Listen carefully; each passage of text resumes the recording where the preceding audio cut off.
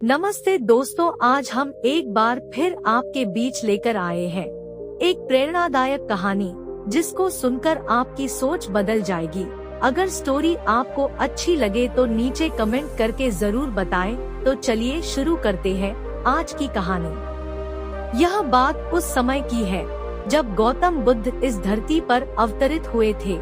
एक दिन गौतम बुद्ध धर्म के प्रचार के लिए वैशाली नगरी में जा रहे थे। वह अभी थोड़े ही आगे गए थे कि उन्होंने देखा कि वैशाली नगरी के कुछ सैनिक भागते हुए एक लड़की का पीछा कर रहे थे। वह लड़की बहुत ही डरी हुई थी। वो एक कुएं के पास जाकर खड़ी हो गई और हांफने लगी। उसे प्यास लगी थी और उसने पानी पीना था। भगवान बुद्ध ये सब देख रहे थे। फिर उन्होंने उस बालिका को अपने पास बुलाया और कहा कि तुम उस कुएं से पानी निकालो और स्वयं भी पियो और हमें भी पिलाओ। उतनी ही देर में वो सैनिक भी वहां पहुंच गए। भगवान बुद्ध ने अपने हाथ के संकेत से उन सैनिकों से रुकने को कहा। फिर उस बालिका ने गौतम बुद्ध को कहा कि महाराज, मैं तो अछूत हूँ।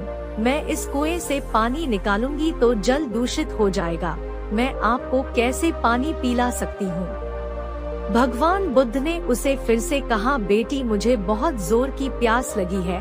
पहले तुम मुझे पानी पिलाओ। उसी वक्त वहाँ पर वैशाली के राजा भी पहुँच गए। उन्होंने बुद्ध को नमन किया और सोने के बर्तन में पानी देते हुए कहा, महाराज, ये लीजिए, केवड़े और गुलाब का सुगंधित पानी आपके लिए है। लेकिन बुद्ध ने उस पानी को लेने से इनकार कर दिया और कहा कि हे राजन, हम इस बालिका के हाथों से ही पानी पिएंगे। राजा थोड़ी देर वहाँ रुक गए।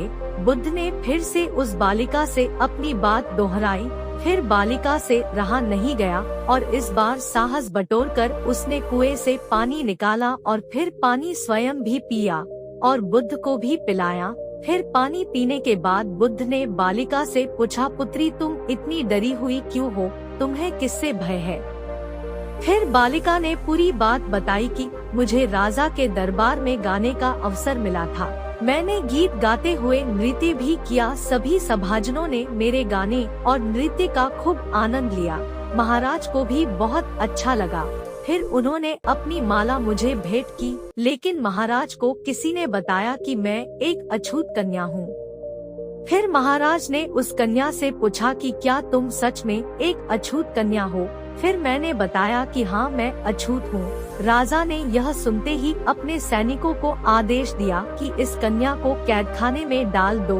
यह सुनते ही मैं किसी तरह से वहाँ से बचकर भाग गई और यहाँ तक पहुँची थी तो आप मुझे मिल गए। यह सुनकर बुद्ध ने पास में खड़े राजा को कहा कि हे राजन, सुनो, मैं जो कहने वाला हूँ उसे ध्यान पूर्वक सुनना और मेरी इस बात को आप सदैव याद रखना कि किसी भी इंसान की पहचान उसके धर्म या जाति से नहीं बल्कि उसके गुण और कर्मों से की जाती है। जिस बालिका के मधुर कंठ से निकले गीत और नृत्य का आप सभी ने आनंद उठाया और उसे पुरस्कार भी दिया, फिर जिसके कार्य इतने अच्छे हैं वो अछूत हो ही नहीं सकती और आप उसे अछूत कह रहे हैं। सारी प्रजा का पिता होकर ऊंच नीच का भेदभाव रखते हैं। सुनो राजन, यहाँ पर नीची सोच और छोटे कार्य करके अछूत होने का परिचय तो आपने दिया है। इसलिए मेरी नजरों में वह कन्या नहीं बल्कि आप अछूत है। वैशाली नरेश को अपने इस कार्य से घृणा होने लगी और बहुत पछतावा हुआ। फिर वह बुद्ध के चरणों में गिर पड़े और क्षमा मांगने लगे और कहा कि आपकी इस बात को मैं सदैव याद रखूंगा। यह कहकर फिर वे वहाँ से चले गए।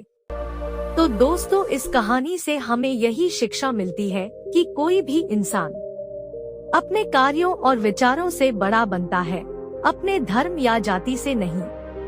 ऐसे छोटे विचार रखकर खुद अछूत ना बने बल्कि ऊंच नीच का भेदभाव भूलकर एक अच्छे मानवता का परिचय दे। इसी के साथ आज की कहानी यही समाप्त होती है। अगर वीडियो अच्छा लगा हो तो एक लाइक और कमेंट भी कर दे और चैनल को सब्सक्राइब भी कर लीजिए।